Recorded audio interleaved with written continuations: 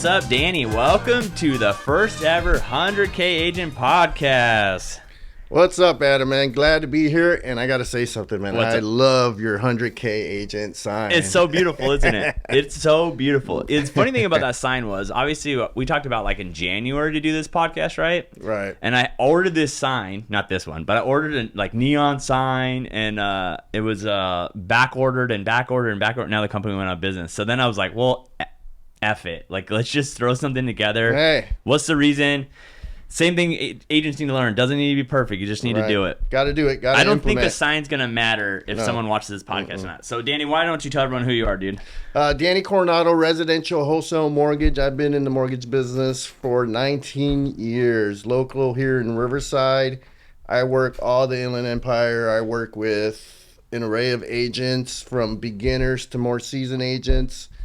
And, I love what I do. Attaboy. And, we got to adjust to this market, For sure. work a little harder with the current economic, I don't want to say instability, but it's getting tough out there. Oh, no, definitely. I mean, I think it's hard because I feel like there's like two classes of people right now in almost everything, even like real estate. And we'll talk about it in a little bit. It's like tons of people that have tons of money and then like broke people. Right. Like there's no like middle ground. There's no one like, yeah, I'm doing good. Right. It's like I'm awesome or I suck. Same thing in real estate with agents right now. It's like you have people crushing it or no business. Like the 12 deals a year people, I just don't see them really anymore. So I have a question for you. Yeah. Why do you think that is? Why do you think you have... How does he change the podcast on me already? I'm the one asking questions.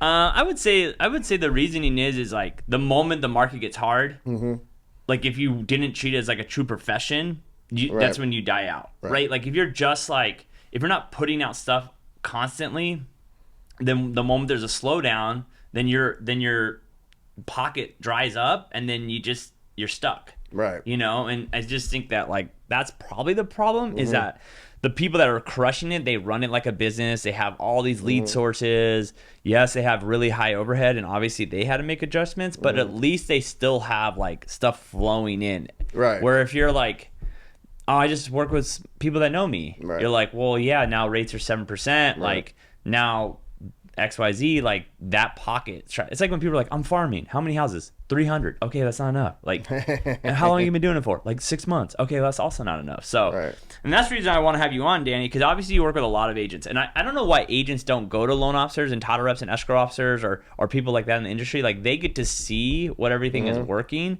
But then they always want to talk to agents. I'm not really sure why. So what is some task? Like how many years have you been doing this now? 19. 19. And so you went through the last crash. Right. How did you even survive that? So when the market crashed, unfortunately, I fell into the category where I wasn't prepared and I wasn't consistent in my business. So you were just riding the market way back then. I was riding the market. I was young. I was foolish. I was spending money. And a lot of agents fall into that category. I did. And you don't think it's ever going to end. As dumb as that might sound, you just think like, oh, the money will keep coming in, or you think like, oh, we'll just keep spending more money to make the company grow. Right. And there's no like saving plan. There's no. I was talking to my wife last night about it, and it's like there's no point where it was like, man, if I just would have bought houses in 2016 when I started, I just didn't think about it. Right. We don't think about those things because we're in the moment. Yeah. Right. And a lot of agents live in the moment. They're very transactional and they depend on the next transaction to pay the bills. Right. So there's no game plan that they create to survive any market. Yeah. But in our business, if you have the right game plan and structure, you can strive in any market. Yeah. Right. I think that's really the hard part is like we're so in. It's harder not to be transactional because it's like the pace is going. That's. Do you feel like when you're doing loans, and I feel like on the real estate side, like as an agent, like it's almost like you can't even enjoy the moment because you're like, sweet, okay, cool, I have this right now. Okay, what do we have coming up? Like it's like at no point. I don't think people understand. Like at no point you're ever enjoying. Oh, I have 6 escrows and I got 10 pending, or I have 10, 4 on the market, or I have 5 people shopping. It's like, okay, that's great. That's the next 30 to 60 days. Okay, what do I have on the 90? And it's like what kind of sucks is like at no moment you're like, sweet, I had a great year. All right, start over.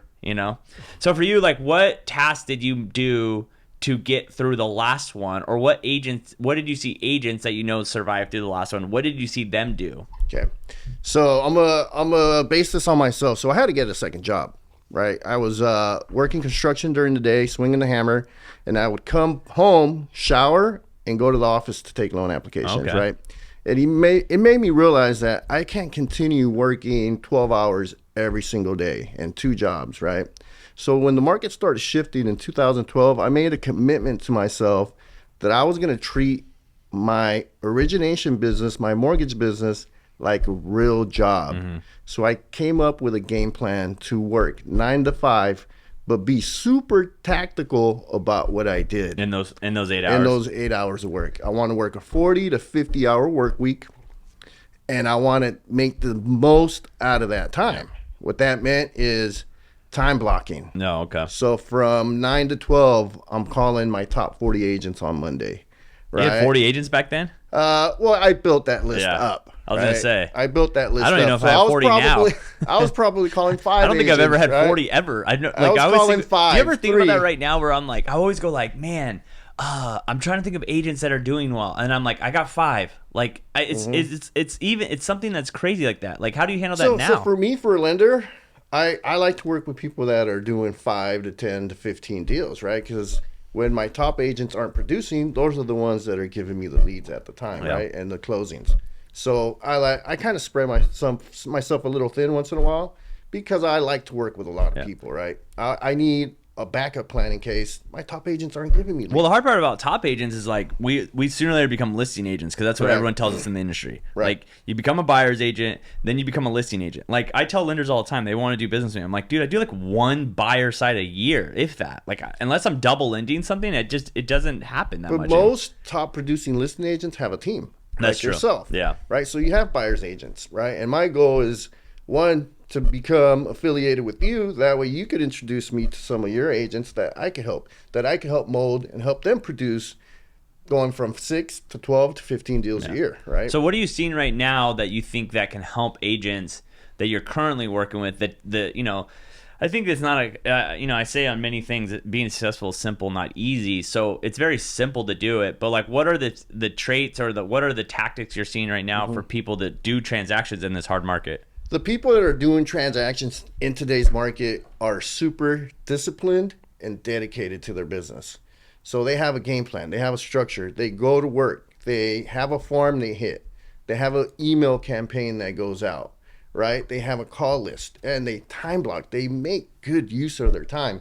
And I think a lot of agents get into this market for the wrong reasons. They think it's easy to make $100,000, right? Yeah. That's why we're here. We want to teach them how to make that 100K. But they think it's super easy, right? But it's not that far along. Meaning that if you come in as an agent and you close your first 3 deals, right? What got you to that point? It's probably your friends and family, right? Yeah. And then they get so accustomed to the easy business, they forget to do the basic things.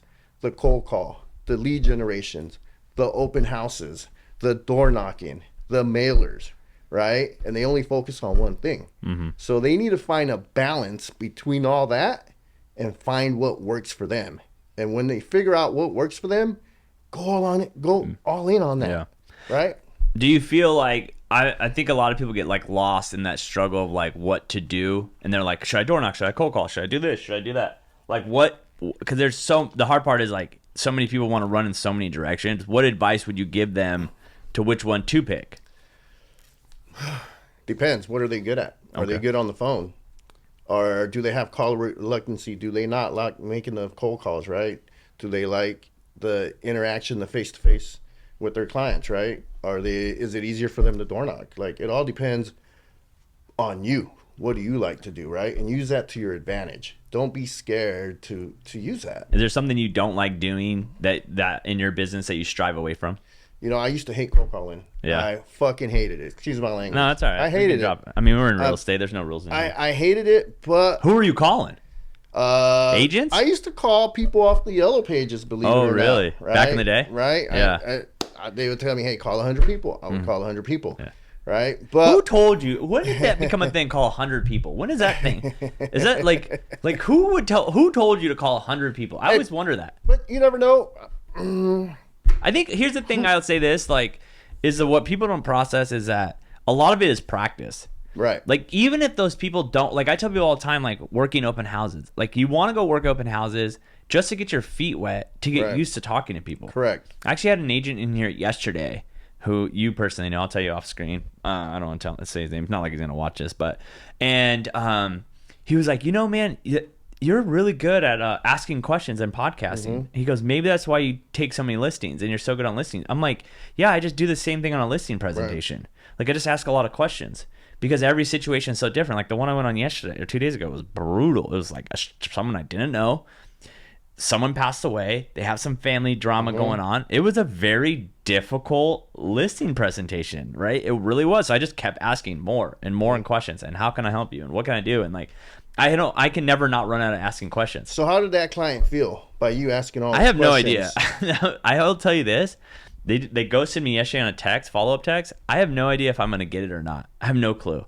Like, I assume, like, based on my confidence and what they have on their plate, that I'm the guy that handled that for them, because I am like in the top 25 realtors all of Riverside County and production, and I've handled a lot of stuff. That's kind of what I told them. I'm like, everything you're talking about, like, that's nothing to me. Like, I can handle that. Like, your family problems, like, the moment you sign that document, you pass those problems on to me. Right. Like, you don't even have to talk to that person in your family anymore. I'll handle that for you. Like, I don't mind being the bad guy. So you're truly interested in that conversation in that client, well, because I don't really think I sell a house. Like, I got 3 houses right now that aren't selling. They've been on the market. One's been on the market for 200 days.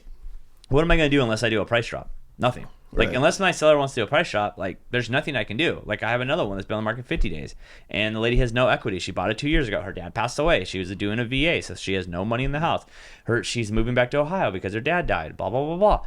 Like, we can't drop the price anymore. Right. Like, it's already, I've already dropped my commission. Like, it's like, it might come to a point where I honestly might take it off the market and wait until August hits, so then we can at least take off a buyer's commission, and then I can lower it even more. Right. I mean, there's just, it's just like another. I think a lot of people process is like, our job as an agent and how do you make 100K is not based on your marketing plan or the scripts you use or whatever. It's based on actually being able to truly help people and provide value to them. And it's hard when you're new because you actually don't know if you can do that or not. Well, the issue, it comes to the fact that most agents get into this business for the wrong purpose. Oh, well, they think it's easy money. Right. Because they talked to, I had a title rep in my office the other day, and he was like, "You are the most miserable realtor I've ever met." And I go, "Oh, yeah?" And I go, "Yeah, because I do deals. That's why." And he goes, "What do you mean?" I go, anytime you ask a realtor how's it being in real estate, they say they love it. They don't do any deals. Or they only work with their family. Right. Because then it's easy. Like right now, like right before we came on here, I got a text from a client. "Hey, something's going on." Literally, probably like 3-4 times a year, we have a span where we have 3 or 4 deals all at the same time, all going to shit. And everyone's calling us, even when it's not our fault, pissed off. And it is what it is. So I get paid that's why people go like, "Why do you guys get paid so much money?" Yeah, if it's an easy deal, we got overpaid. But if it's not, I don't get paid anymore. Do you run away from those problems? No. Why would I? That's why I get paid. But see, that's what makes you different. Yeah. Because the average agent would just hide. Is going to try and hide or sugarcoat things, right? Instead of facing the problem head on. And that's what makes you different. That's what makes you successful. Everyone in this industry. Right? Lenders. I hate lenders. Right. When something goes, I tell my team all the time, when something's wrong when no one's answering their phone. Right. When everyone goes quiet on you, be ready.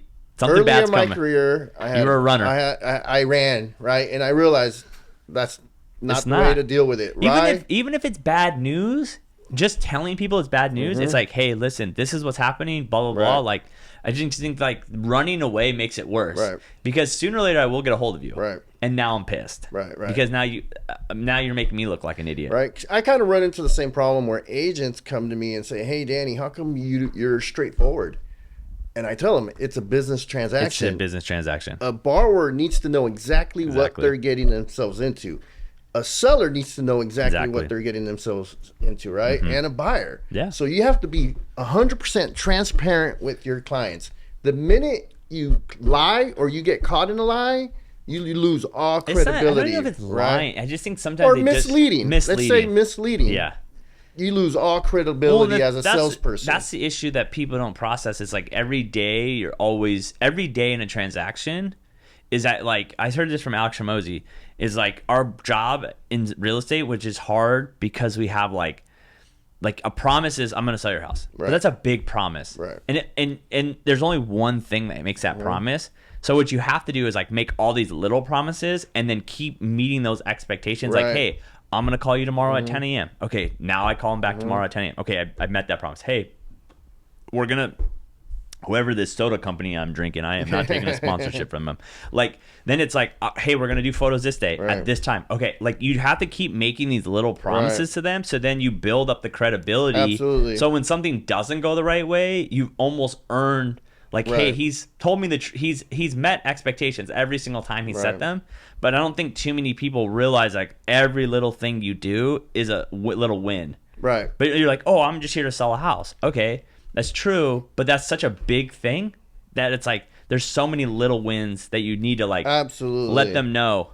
You know, you as an agent, you've sold a lot of homes, so you know what to expect, right? They don't. The average consumer doesn't. They don't know. Right? So you have to set those expectations to the point where they understand. Yeah. Right? Or if something's going south, they're going to be aware of it. You already let them know. Let them know. Right? Yeah. I mean, and you have to, the hard part is like, I have one right now that I've never had happen in my career before. I've never had someone remove loan contingencies. I'm on the sell side.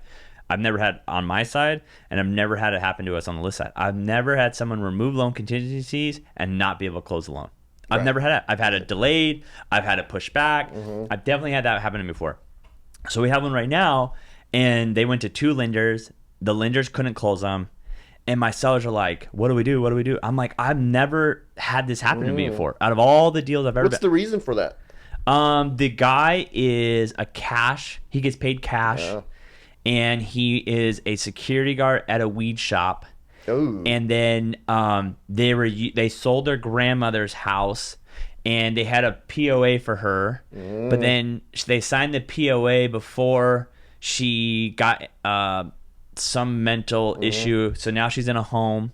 So the lender, and then what ended up happening was the buyer agent kind of screwed up and sent it's because it's a broker doing the deal, accidentally sent the wrong paperwork to the lender doing the deal, showed that she was in a home. So then they crushed that bill like, sorry, we don't believe this POA is good enough, blah blah blah blah. They shifted it to someone else.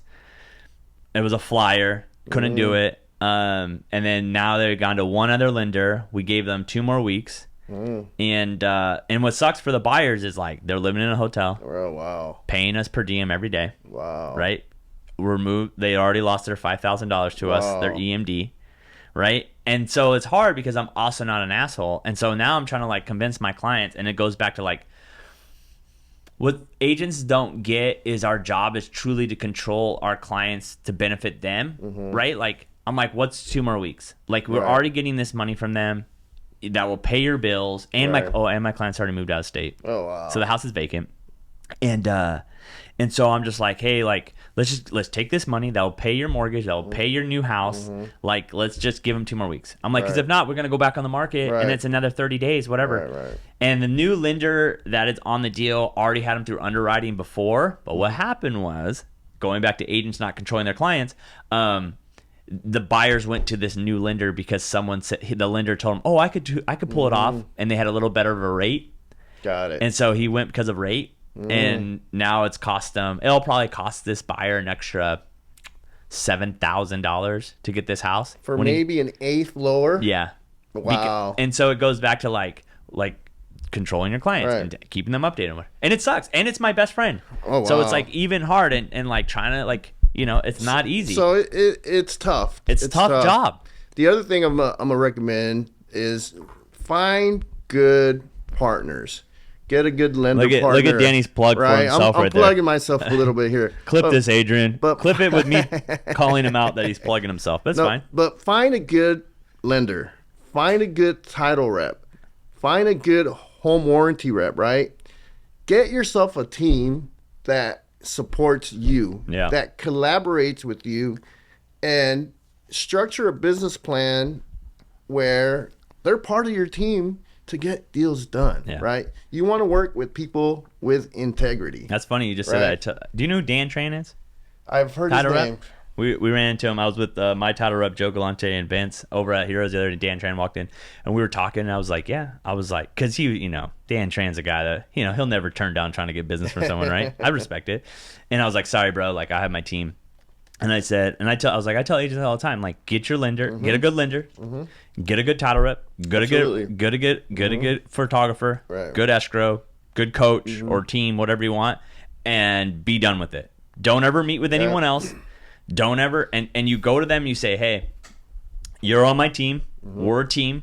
I will not meet or talk to anyone else. You don't have to worry about me sending I promise you, especially on the lender side, sometimes it's hard to like push every buyer to them, but like, hey, I will, my goal will be to push every buyer to you. My goal is to send you every title report. My goal is to send you every escrow. You're going to do all my photography and just be done with it. And just be like, this is my team until they give me a reason to stop working with them. Which I ask agents that all the time. I'm like, why are you meeting with that person? Don't you have that time?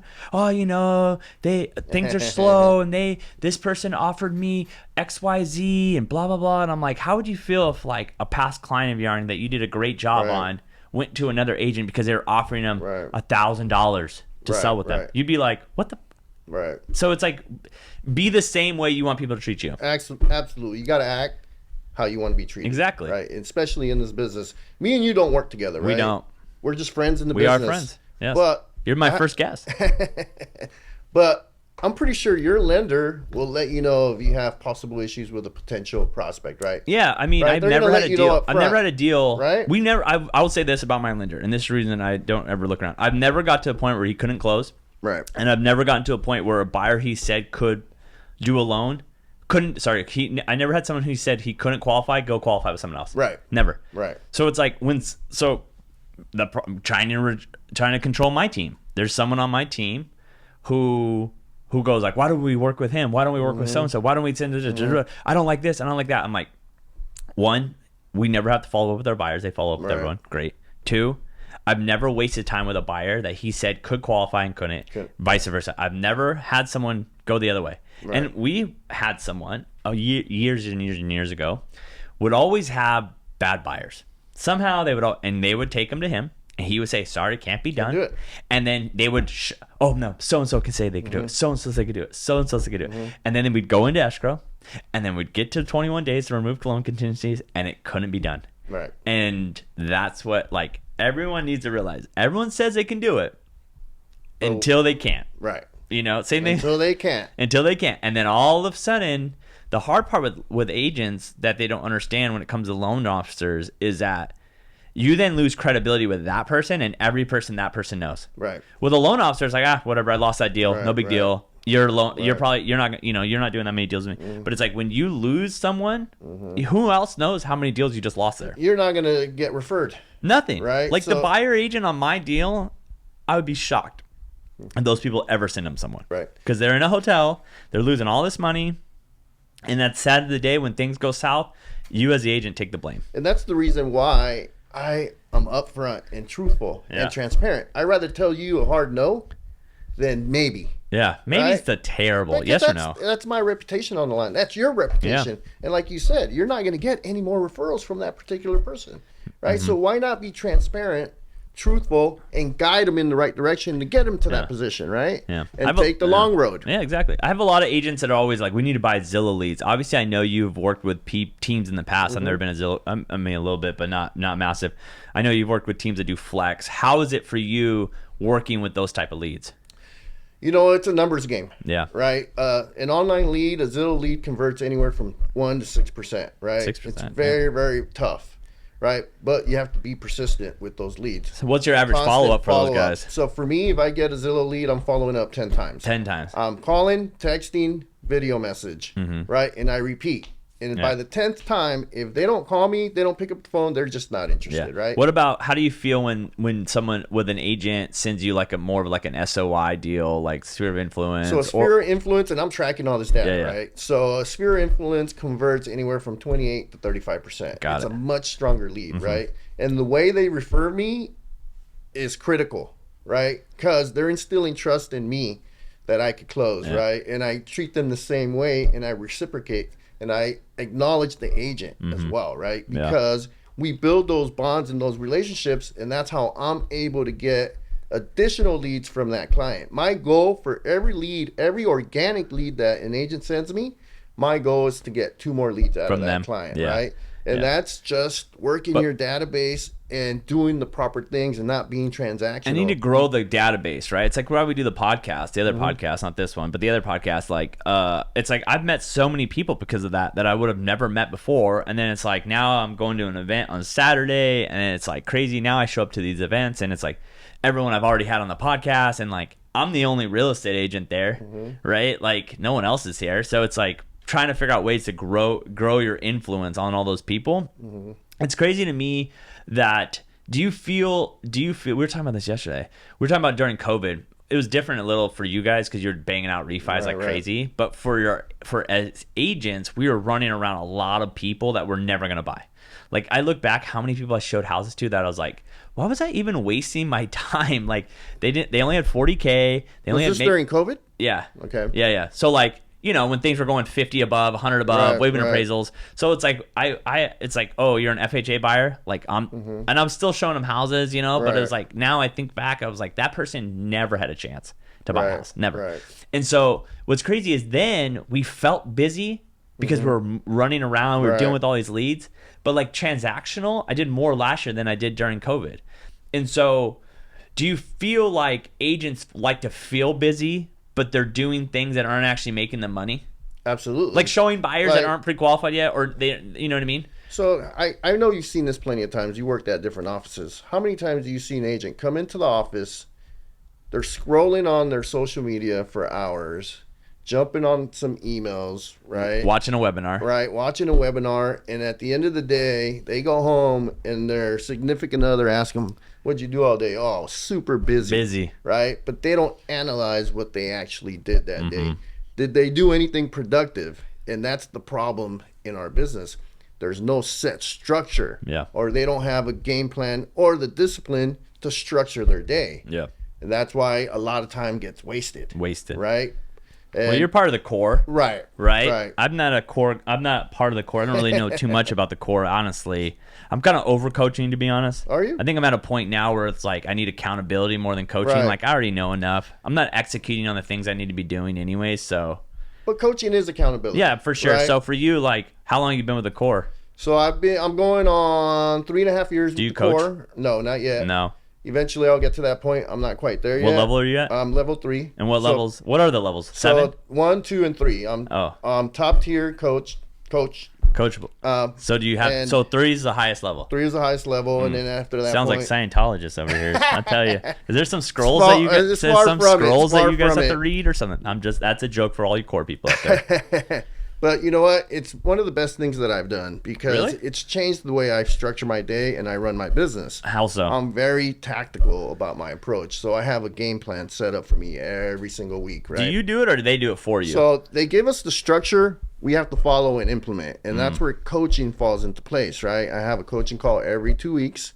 We go over a game plan. We go over what's working, what's not. And we create different tactics that are working, right?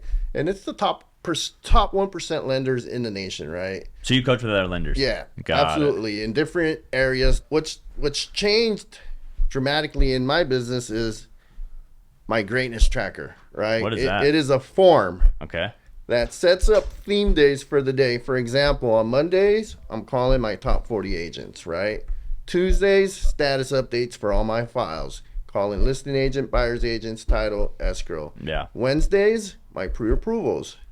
Thursdays, my past clients. And Fridays is VIPs. Got it. And or builders. And then weekends are open for whatever I want to do, right? But I have to hit those theme days every single day. I have to make a minimum of 75 phone calls a week. That's a lot of calls. It is. I don't think I make that up in 2 It months. is. But if you think about it, 13 calls a day, 20 calls a day. Yeah. It goes by super fast. And it only takes me 2 to 3 hours to get through my phone calls. Then I go into lead generation every single day. I'm prospecting, right? And I'm coaching up my agents. What are you doing? What do you got planned this week? Isn't it crazy? What's your goal? Isn't it crazy that I think that is the number one problem in this industry, that that this is what I can't figure out with real estate agents, to be honest. And I would love for an agent to sit right here and ask this question. I might go out of my way to find someone to sit here and talk to them. You know what, agent? Let's put that on the list. Let's find an agent who's stayed at a broker, has been at the brokerage for like 5 to 10 years, that does no business, and I'll ask them why they never leave. But anyways, it's like they work for someone, they pay them when they actually do a deal. That person makes probably a decent chunk of change off of them, I would say. But their lender is the one having to coach them. Right. How does that make any sense? Like, and then it's like, as brokers, it's like I know it's a numbers game, and I know whatever, but it's like, if your average agent, an average transaction or deal in your office is 2. Right.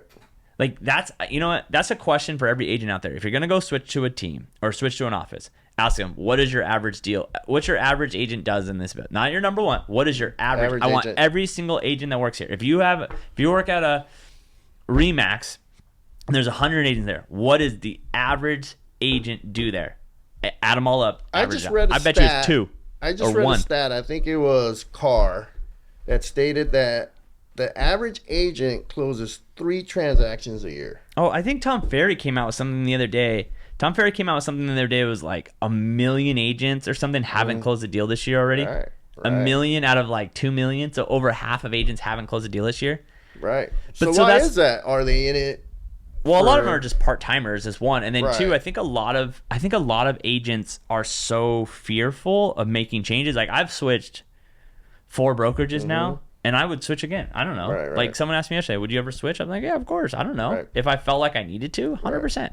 I just think they move so slowly, and they're so sucked up and like, well, I like this person, and I like that person. I like my office, and I like this, and I don't know if I can go over there. I'm scared. I don't know if I can keep up. Like, they're just intimidated. So then you wonder why they do no deals. Do you think a broker or the location, the place you're working at, makes a big difference, 100%. Or is it something further than that? I think deeper than that. I think it's 2 things. I think I think if you're meant to be successful, you'll be successful. I've been successful at every brokerage I've at. Right. That was the last brokerage I was at. That's the one thing I said to him. I said every single person has to do at least 20 million to be interviewed to come to your brokerage. They were already successful when they got here. Right. So if they continue to be successful, they were already successful. Anyways, not here. So what makes them successful? Do they have a game plan? Do they have a process in place? I mean, I think everyone's different. Like, I wish I was more structured like you are. I'm totally not, And so there's definitely, I just think you have to lean into your strengths and just kind of find out like what makes you good. Like, it's hard for me to coach other agents, I will be honest, because like I don't prospect. I've never cold called. I've never door knocked. I don't do those kind of things. I have charisma. I'm good at sales. I don't lose opportunities. Like, I'm very quick. But that didn't come overnight, right? Well, I think it came from baseball, to be honest. It came from umpiring. Yeah. Like, it didn't come from real estate. I had it when I got into real estate. I mean, I took my first listing 6%, like 3 weeks into a random online lead, and I totally shit the bed on it. Never sold the house, put it in escrow, it fell apart. Like, it was the worst deal ever. And it cost me a lot of money, like, now that I think about it. But I just think that too many people get into real estate for the wrong reason, and they need to quit quicker. Be like, this isn't. I tell some agents that I mentor and I have here, I go, you might just need to quit. Right. Like, I'm just telling you right now, like, you paying your dues and you're showing up. Like, if you're 6 months in and you you don't have any momentum going, it's probably a you problem, and that's okay. It's not meant for everyone. This job is not like, it's not meant for everyone, and that is okay. That's Most new agents that start the business quit within 60 months. Which they 5 should. years. Which they should. They're not meant to be in it. That's okay. They're not meant to be in it. But the problem is, it's like an LA Fitness, which I need to cancel my LA Fitness today. But like, it's like LA Fitness. Like, that's why when you go to big box brokerages, they are not honest with you, and they don't really care if you do production because you're paying your monthly dues. You're a number on the chart for them. Oh, we have 200 agents here.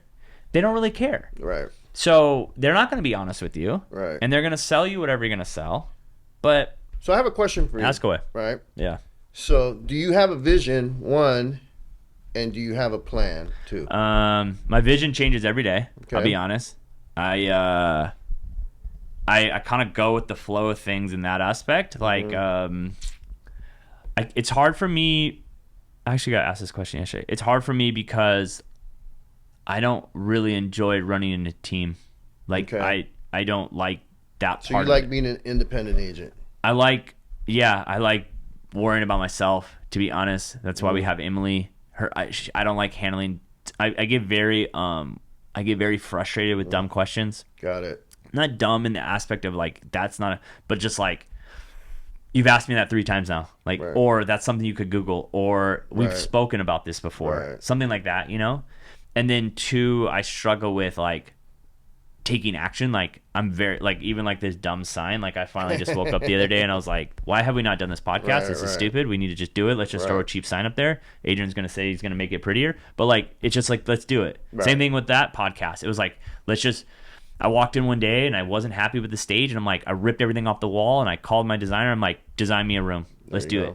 And so, I also. So you're quick at taking action. Well, because I'd rather go the wrong direction faster and then turn direction and go somewhere else. So fail but you faster. don't even know if that's the wrong direction until you Right. get there. It's like Right. when you plan and plan and plan and plan and plan and plan and plan and plan and plan, then by the time there's no like we deal with that right now. Right? Like we deal with that right now. We're like talking about like systems and all these things for our agents and how are we going to handle this and how are we that. And I keep saying, I'm like, we don't even have the agents to Right. deal with that problem yet. So why are we worrying about the problem? Let's go get agents and then let's Right. create that problem and fix it then later. we'll fix it when the problem Right. comes up.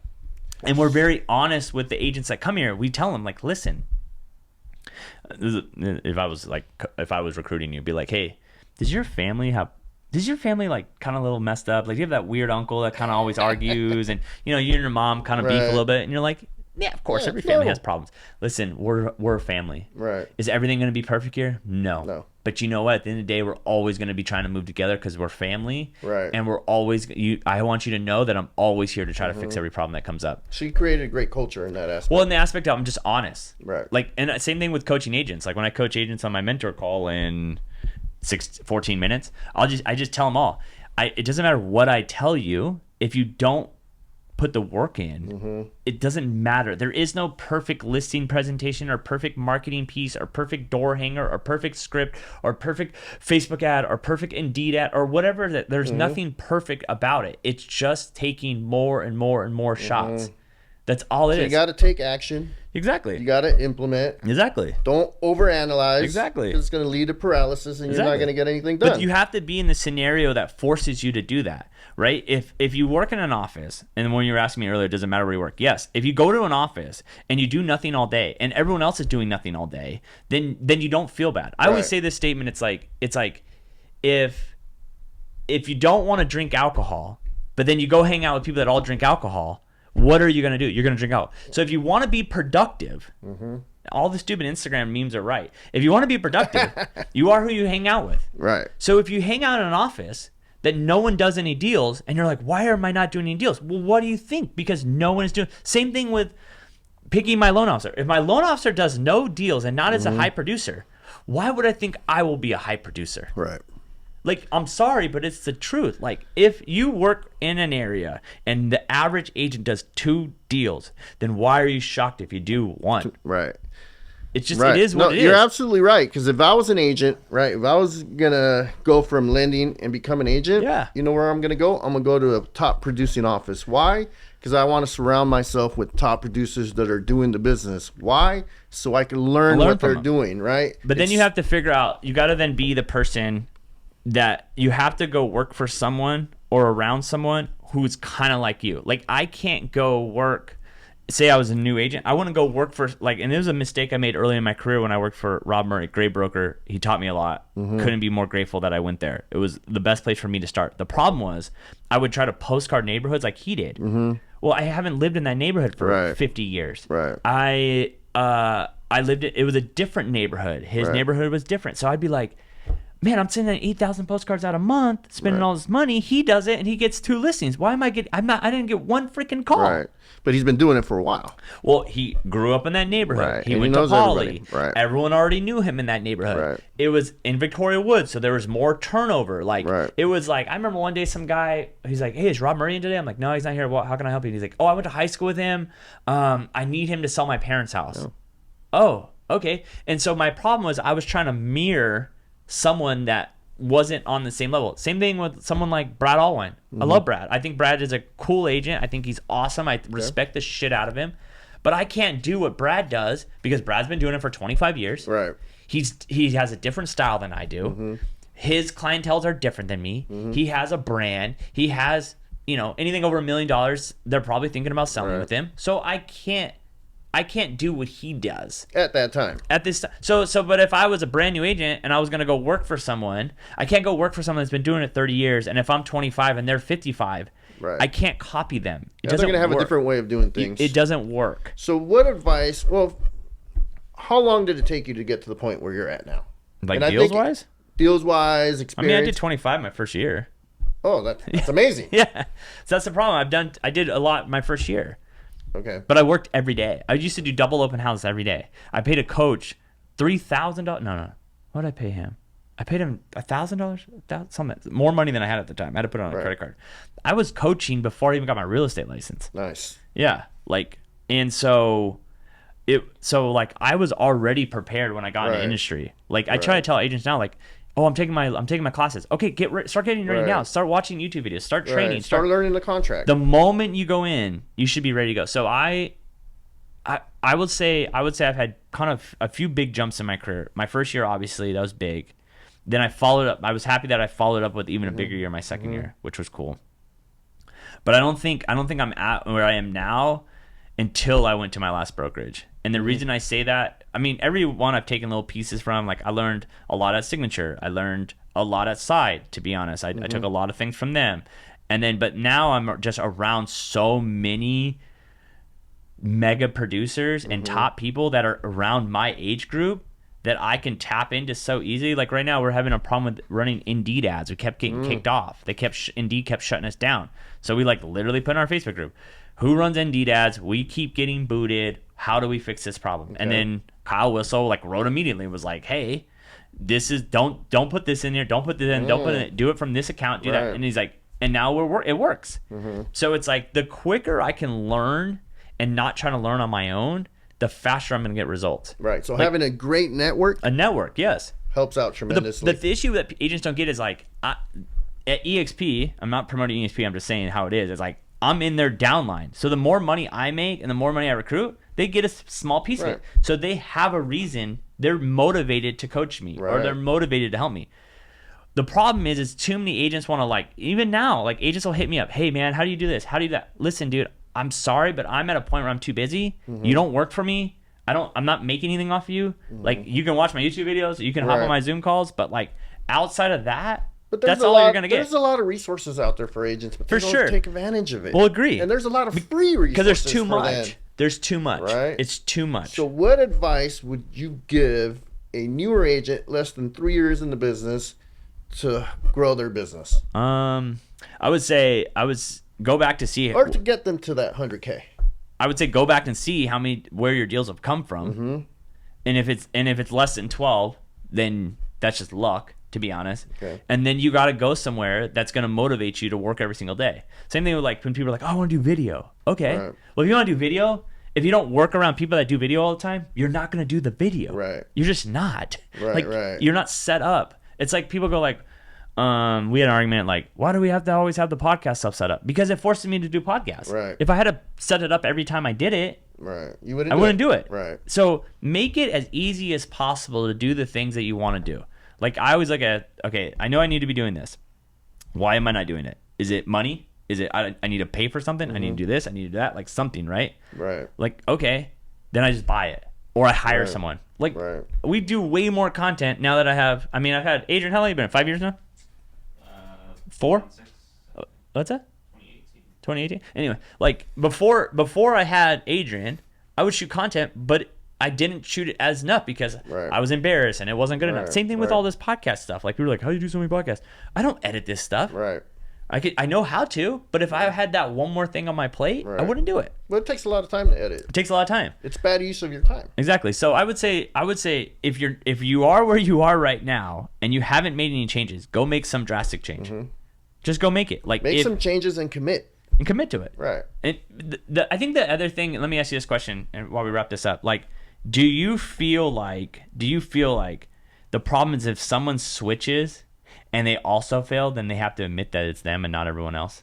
I think the problem is they won't admit that Oh, it's is them. that what it is? Yeah. Right? They won't admit. That People it's have them? they have too much pride. Yeah. And they won't self-analyze to determine that they're the root of the problem or that they're a big procrastinator, right? Whatever the issue may be, they won't acknowledge it. The minute that you're truthful with yourself, Yeah. you recognize your weaknesses and your strengths and then play towards your strengths, you're going to be successful. The hard part is I don't know if so many people have. But you have to acknowledge that. You have to be motivated in the aspect, like I posted something yesterday on Instagram. It was like how do you show up when you're not getting the results? That is what will make you successful. Right. Like in 22, I only did like 10 deals. But my look, lowest year ever, and I showed up every day. 2024, this year is a rough year, right? There's weeks where I don't get any leads, Yeah. right? But I still gotta gotta continue to show up to make my phone calls because eventually It'll roll back they're over. gonna come back. It's all about survival. Right? And I also have to be the beacon of light. Yeah. If my agents see me struggling or complain or be negative, they're gonna see that. They're like, okay, I don't want to work with this guy. That's the thing. It's almost like we were talking about that's another thing. We have a lot of we're always talking about this stuff all the time. It's like you can't say there's no deals out there because there are deals out there. There's deals. Yes, There's deals. there are deals. You got to work. We're still closing. I check Right. numbers every Monday in Riverside. We're still closing roughly 40 to 60 houses every single week. Right. And we've been closing the same amount of houses every single week for the last 2-3 years. You know what's funny is So they're out there. I meet with agents all the time, right? And they ask for my help. So they come in. Which why are they asking you? But Can we- you answer we- that? Why are they asking? If you were so good at doing deals, you'd be a real estate agent. Right. You would if you were Right. so good at it, you would be Right. doing it yourself. But you don't want me as your competition because I will crush it as an agent. You probably would. You right? probably would. Why? Because of my work ethic and my consistency. 100%. That's it. That's what it 100%. comes down to. You probably would. But I talk to agents all the time. And the first thing I ask them is, run me by your day. What do you do all day to get business? And they stumble. Because they don't know. They don't have the answer, right? So it's about structure, discipline, and daily money-making activities, Yeah. right? That's what it comes down to. Yeah, I think And they if you're- underestimate how much work it is. Right. And Yeah. if you're persistent and put in the work, you're going to be successful. Well, even like that listing I was talking about that went on the other day, like it was some random Facebook message of someone who follows me. Don't know how she followed me. She doesn't show her mutual friends, so I don't even know that. She's never liked, never commented, never nothing. I didn't even know she existed, but I post every single day on there. And some random person DM me. And I don't know if I get the listing. Hopefully I do. Hopefully I don't. I mean, hopefully I get it. But at the end of the day, that's probably a $21,000 commission check. Right. But it's like I post every day. I haven't gotten a Facebook DM in a very long time, but I still post every single day. Right. Every single day I'm posting. I'm mailing out my thank you cards. I sent out 250 CMAs last month. Like, it doesn't stop. You know who got me to do videos? Who? You did. Thank you. You know, a couple years ago we met. Thank You're you. like, What were Danny, we start mean? doing video. I don't remember. What were we mean about? I don't remember. I think I was going to use your social media guy, your Oh, videographer yeah. for some edits. Yeah. And How's the videos working out? They're working out. I've been doing it consistently for almost 2 years, right? And No one else does it. And it's about exposure. It's like crazy. people recognize me now. Have you noticed the fall off? Like people, it's always interesting when I watch the fall off of people. They were like going hard, and then they fall off, and then I'm like, oh, I haven't seen that person in a long time. But I calendar it. It's in my calendar. It treated like a listing appointment. Week. Right. With same thing we talk about the team. Like we do monthly videos once a month to do all your videos for the whole month, and be like, oh, I can't make it. It's like, bro, it's been on the calendar for a month. You just got to do it. If it was a listing presentation, you wouldn't miss it. Right. And it forces me to do them because I put it on my calendar. It was yesterday. It was funny. Emily's like, why don't you just go home? Like, you're not doing anything today. Why don't you just go home? And I'm like, no, it's not 5 o'clock yet. Right. And she's like, what do you mean? I go, this is my job. Right. What am I going to do? Go home and sit on my ass? Right. Like, I'd rather sit here. And then all of a sudden I'm like, oh, I have a great idea. Right. I'm going to bang out. Like, I used to do that I would say that's one thing I've always done was I've always gone into the office to work. Even when I had nothing to do. Right. I just sometimes just sat there. You know what's funny? During COVID, I went to the office. I went to the office I every can't day. work from home. I went to the office every day. I go to the office to work. Every day. Get But my yeah, job like done. I would just literally even yesterday I was like, what am I doing? And then you know what's funny? I was like, I need to send out that email campaign. And then like all of a sudden, boom, hits me. I'm right here. I go do it. But if I was at home, I'm like, okay, I'll get to that tomorrow. Right. Okay, then I'll get to that tomorrow. Oh, I'll get that to tomorrow. And before you know it, it's been tomorrow a million times. So Procrastination It's brutal. What's crazy for me is like when people, this is their only income, loan side, title, escrow. When this is your only income and you're like struggling, but you don't make any changes, it's like, what more do you need? Like you don't have any money, you're struggling, but you'd rather be poor than pick up the phone. Right. You'd rather be poor than make a call. You'd rather be poor than go knock on doors. You'd rather not know how to pay your rent this month than just pick up the phone and make some calls. Right. It is that aspect. If you want to think this job is easy, we currently have people who probably are financially struggling very hard because of the market, which is understandable. Trust me, it's hard for me too. And you don't even want to do, you'd rather stay in that than do the other thing. So if you think it's so easy to pick up the phone and call people, if I was in real estate, I would crush. Use fear can cripple you or fear can motivate you. Yeah. Fear motivates me. Because I don't want to be broke. I don't want to not pay my bills every single month. So it drives me, man. Yeah. It drives me to go into the office. You'll find out what you're made of. I remember one time, and I'll wrap this up. I remember one time we lost like a good amount of deals in 1 week. It was like 80,000. Oh, wow. It was a bad week. And like cancels. Not like done. Like done. Like we're taking the house off the market. Like escrow canceled. Hey, you know what? Forget it. We're not going to do it. Whatever. And I remember I couldn't sleep, and I lived like a walking distance from my office. I remember coming down to the office like 4 a.m, 3 a.m, and just mailing out like stuffing 4,000 envelopes. And you know what's crazy? I never got a call off on those envelopes, but I was like, I'm awake. Yeah. Want to go work? I got nothing else to do. You got to stay active. Yeah. You got to stay active. That's what I'm saying. That's why we come here every day. Even if you can come to your office, if you're a realtor or anyone and you don't go to your office every day, then why do you work there? You should be motivated to go to the office every day and treat it just like a job. Right, you have to. And that will make you to 100,000. And that's what's changed my career. Is going to the office. You got to go to the office every day. And working. Everyone I know who doesn't go to the office every day, I always say this: I've never seen a successful agent work from home. Right. Especially I've never seen some people. I've never seen a brand new agent ever become successful working from home every day. Never seen it. And everyone I ever talked to says like, I started going to the office every day. I'm telling you, go to the office, and if you're around people doing things, it's hard when you go to your office and it's dead. Right. And so when you go back to it, does it matter who you work for? I think it does. It does. So anyways, I got to wrap this up. I got to jump on a Zoom call right now to motivate more people or help them out. So Danny, thank you so much for being the first person on here. Guys, make sure you follow everyone. If you need lending stuff, hit up Danny. What's your Instagram? Loans by Danny. Loans by Danny. Made it easy for you. How did you get that one? He's been on Instagram since 1997. Anyways, guys, until next time, if you have any questions about real estate, you want to hop on our Zoom calls, please send me a message or comment below. And until next time, guys, peace.